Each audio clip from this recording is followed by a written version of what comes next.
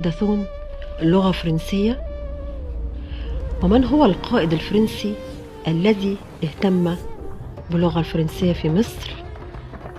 وما هي الكلمات الفرنسية التي يتحدث بها المصريون حتى الآن؟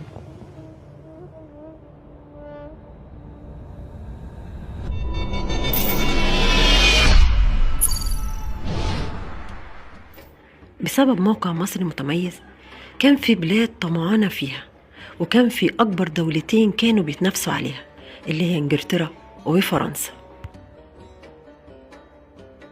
وأول بلد دخلت مصر هي إنجلترا، وبرغم إن إنجلترا قعدت 70 سنة في مصر إلا إن مصر ما تأثرتش بلغته. والسبب إن إنجلترا كان كل هدفها إن هم يسيطروا على مصر اقتصاديا وسياسيا، وإن مصر ما تأثرتش بلغتهم خالص ولا أخذوا منهم أي حاجة، ولكن إنجلترا هم اللي تأثروا بلغة المصريين وكانوا بيتحدثون اللغة المصرية.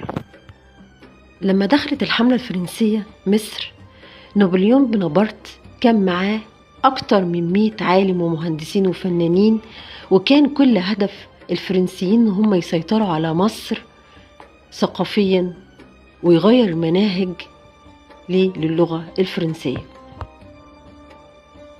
وبرغم ان الحملة الفرنسية ما قعدتش كتير في مصر، وان هم قعدوا في مصر 3 سنوات، وبرغم كده ان المصريين اتأثروا بلغة الفرنسيين، ولحد دلوقتي في بعض الكلمات المصريين بيتحدثون بها وهي اللغة الفرنسية.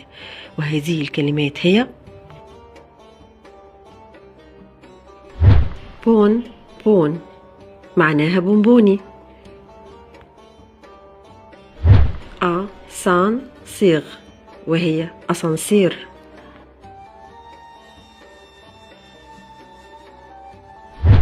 كوا في هي وهي كوافير،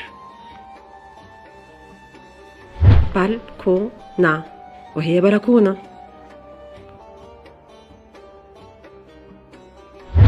دوش وهي دش، موتور وهي موتور،